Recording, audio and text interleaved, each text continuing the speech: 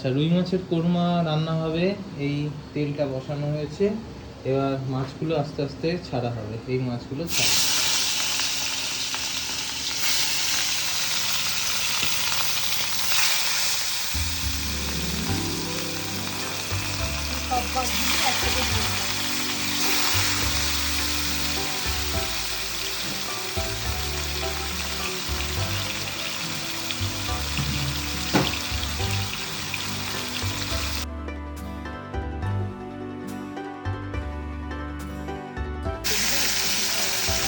মাছগুলো এবার উল্টে দেওয়া হচ্ছে।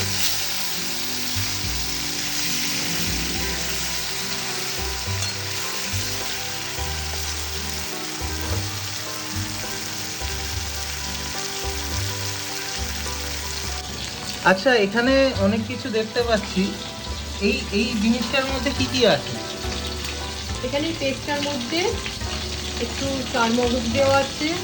আচ্ছা, চারমগজ, হ্যাঁ, একটু দই দই আর একটু কাজু বাদাম বাটা। কাজু বাদাম বাটা দিয়ে একটু পেস্ট দিয়ে পেস্ট করা। আর এটা পোস্ত বাটা, আর এর মধ্যে পোস্ত বাটাও দেওয়া আছে। আর এর মধ্যে আর এটা পেঁয়াজ বেটে রেখেছি। আচ্ছা, এটা পেঁয়াজ বাটা রয়েছে, এর মধ্যে কিছু শুকনো লঙ্কা দেওয়া আছে। তার সাথে কিছু শুকনো লঙ্কা দেওয়া আছে। আর এটা রয়েছে টমেটো আর পেঁয়াজ কুচি, তার সাথে এটা রয়েছে হলুদ। এই রান্না চলছে।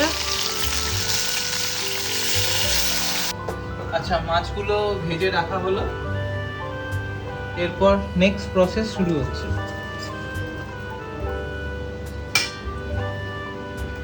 ফোড়নে একটা লবঙ্গ, একটু দারচিনি ফোড়ন যাচ্ছে এবার লবঙ্গ, দারচিনি আর তার সাথে ছোট এলাচ, যেটা অবশ্যই টকবক করে ফুটছে। একটু সাবধানে থাকতে হচ্ছে, ছিটোচ্ছে খুব। এরপর যাচ্ছে পেঁয়াজ কুচি। আচ্ছা, টমেটোটা কি পড়ে যাবে নাকি?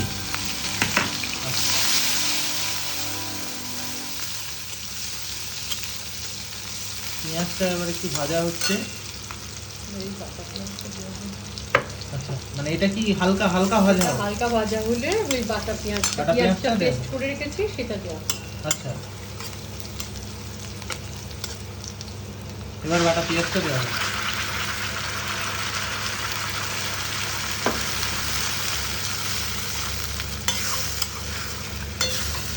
সবাই একটু মন দিয়ে দেখুন, আশা করি সবারই ভালো লাগবে। খুবই সিম্পল রান্না, কিন্তু খুবই সুস্বাদু, তাই তো? হ্যাঁ, সুস্বাদু তো বটেই। আর এই মুহূর্তে যা গরম পড়েছে, এই সময় যতটা ভুলভাল খাওয়া থেকে বিরত থেকে মোটামুটি এই সমস্ত রান্না করে নিজেকেও সুস্থ রাখা যায়। আর একটু নুন দিয়ে দিলাম। একটু নুন যাচ্ছে আমি এবার। আগে দিয়েছি, অল্প করে। আচ্ছা,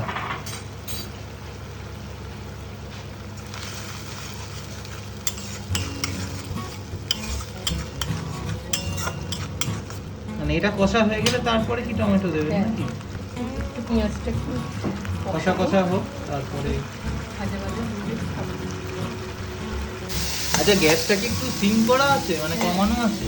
একটু সিম করে। আচ্ছা, নাহলে পুড়ে যেতে পারে।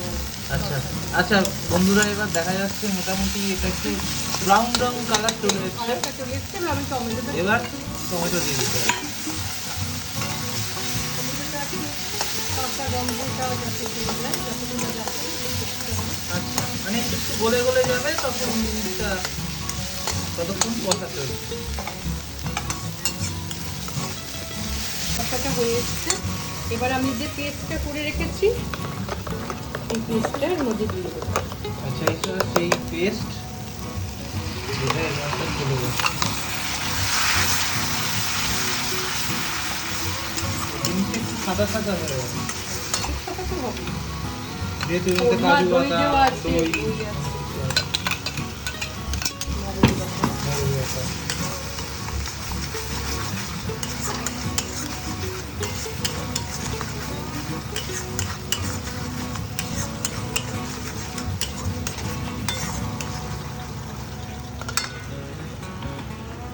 পরে আর একটু জল যাবে নাকি? জল পরে আবার দেবো, এখন একটু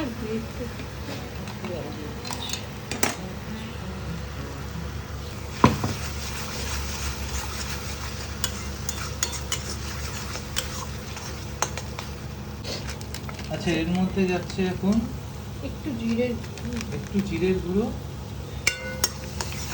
একটু ধনের গুঁড়ো দিলাম, আচ্ছা, এটা ধনের গুঁড়ো। হ্যাঁ, আচ্ছা, একটু এটা জিরে। জিরের গুঁড়ো। অল্প করে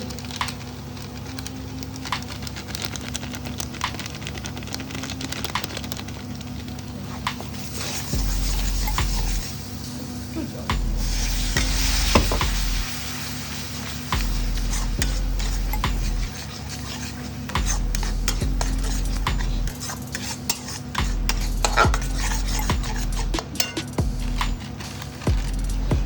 জলটা দিয়ে দিলাম, এই একটু আর জলটা দিয়ে দিলাম, টেস্ট করেছিলাম সেই জলটা আমি দিয়ে দিলাম। আচ্ছা। আর একটু জল লাগবে,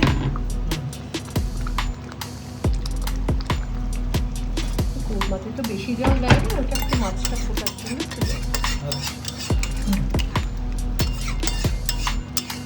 আচ্ছা, জলটা ফুটে গেলে এরপর কি মাছগুলো মাছগুলো দিয়ে দিলাম।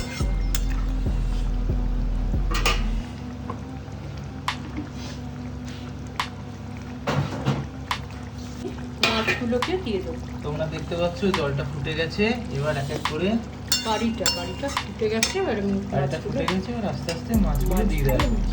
একটু পরেই দিচ্ছি, কারণ না ভেঙে যাবে তো মাছগুলো, সেই জন্য উপরে দিয়ে দিচ্ছি।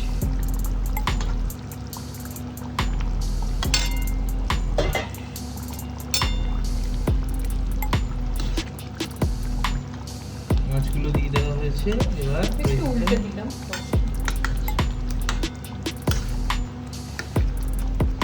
এতে 5 পিস মাছ আছে, এই মাছগুলো সব দিয়ে দিই। সেই মতোই আমি মশলাটা করেছি। আচ্ছা, এখানে 5 পিস মাছ আছে, সেই অনুযায়ী মশলাটা করা আছে। আপনারা য পিস মাছ দেবেন সেই অনুযায়ী আপনারা আপনাদের মশলা করবেন। আর নুন তো স্বাদ মতো। একটু ঘি দিয়ে দিচ্ছি। একটু ঘি দিয়ে দেওয়া হচ্ছে, এতে স্বাদটা আর একটু ভালো হবে। হ্যাঁ, আর একটু গরম মশলা। রান্নার মোটামুটি আমরা শেষ পর্যায়ে চলে এসেছি। লাস্টে ঘি আর গরম মশলা চলে গেল। একটু কাঁচা লঙ্কাও মিলিয়ে দিলাম। আচ্ছা, দুটো কাঁচা লঙ্কা দিয়ে দেওয়া হলো।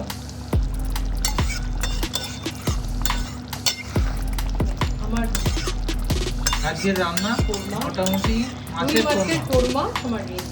রুই মাছের কোরমা আজকের মতন রেডি। এবার আমি গ্যাসটা বন্ধ করে দিলাম। এটা আপনারা বানিয়ে দেখবে, খুব ভালো লাগে, খুব মুখরোচক, বেশ ভাতের সাথে, রুটির সাথেও খাওয়া যায়, ভাতের সাথে বেশি ভালো লাগে। আচ্ছা।